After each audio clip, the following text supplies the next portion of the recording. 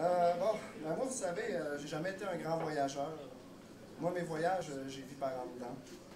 Le problème avec ce genre de voyage-là, c'est qu'on n'est jamais sûr de l'endroit où on va atterrir jusqu'à ce qu'on y soit. Ça doit dépendre de l'humeur du moment, j'imagine. Souvent, quand je ferme les yeux et que je plonge mon visage dans le creux de mon bras, je vois apparaître des étoiles, 1 million de petits points lumineux qui prennent place dans mon regard tourné vers moi-même. On dirait presque une galaxie qui vient de naître dans ma tête. Une sorte de Big Bang oculaire, avec des milliards de planètes, de petits mondes qui m'attendent. Mais aujourd'hui, c'est pas une bonne journée pour voyager. J'aime pas l'endroit que je vois. Les peuplés de fantômes blafards vêtus de lambeaux de souvenirs. Des souvenirs qui s'envolent en tourbillonnant au gré d'une brise sombre, qui finissent par s'évanouir en brume voilant les visages de ceux qui furent peut-être, ceux qui seront sûrement. Ceux qui cultivent sur leur passage des champs où poussent les battements de tempes et les mains moites, des étendues brûlées par les pluies acides, des averses produites par des cœurs figés, ces cœurs qui jadis étaient faits pour s'épanouir. La noirceur froide d'un ciel mort me remplit la pupille, un ciel que la lune semble avoir renié et où les nuées ont peur de s'y glisser. De fragiles nuages ne laissant que de futiles traits, vestiges d'une grandeur épuisée. L'héritage qu'ont laissé les astres n'est plus qu'un murmure fugace, et le hurlement plaintif de quelques créatures inconnues rappelle le souffle pesant de ceux qui ont perdu leur horizon. Parfois, une petite comète, unique étoile filante, arpentant la voûte céleste, se pointe le temps d'un sourire.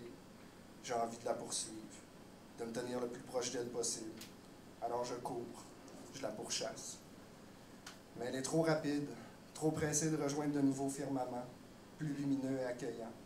Je finis par abandonner ma course, le front baigné de sueur et les yeux couverts de larmes, éperdu telle une terre sans son soleil. Alors je lui crie. C'est ça, fausse lueur, va-t'en loin. Laisse-moi devenir moins que l'ombre d'une ombre. Oui, car même les ombres ont besoin de lumière pour exister. Ici, la clarté s'est enfuie. Tu t'es enfui, petite étoile. Si jamais tu reviens, je t'en supplie. Prends les glaçons au coin de mes orbites et transperce ma chair jusqu'à mon âme. Je veux souffrir d'une douleur aiguë, sentir que la vie me quitte, que la cage de verre qui sert de réceptacle à mes pensées éclate, que ces éclats serrés traversent mon crâne. Je veux voir les amas de mon cerveau se répandre sur les murs, créer une tapisserie pleine de vouloir refouler. Je souhaite que mes yeux crevés fondent sur le parquet, décident une mosaïque que je ne verrai jamais. Je veux que tu m'arraches la langue pour que mon sang chaud étouffe les paroles en train de naître au fond de ma gorge. Des paroles que je sais déjà trépasser avant même de voir le jour aux commissures de mes lèvres. Petite étoile, perfore-moi le thorax de tes rayons brûlants. Cautérise mes plaies, fais en sorte qu'elles restent profondes et visibles. Incinère-moi le corps par ta proximité et avale mes cendres, car je veux que tu me digères de travers. Oui, j'aimerais que tu me vomisses pour n'être plus qu'un rejet au sens propre.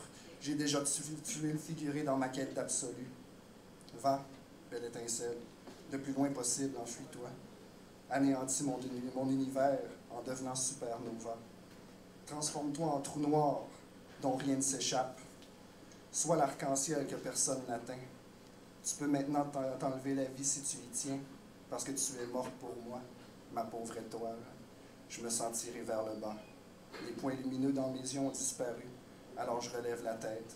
Un vague engourdissement persiste, me parcourt la rétine, et une légère forme reste présente durant 1 minute. La traînée lumineuse de celle qui m'a échappé s'amuse à agresser ma mémoire visuelle, comme un prédateur suivant sa proie déjà blessée grâce à l'odeur de l'agonie. On dit que les voyages forment la jeunesse, que ce qui ne nous tue pas nous rend plus forts. Bullshit. Bullshit. Les voyages peuvent devenir des chemins de croix, et ce qui ne nous tue pas peut facilement s'emparer d'une partie de soi.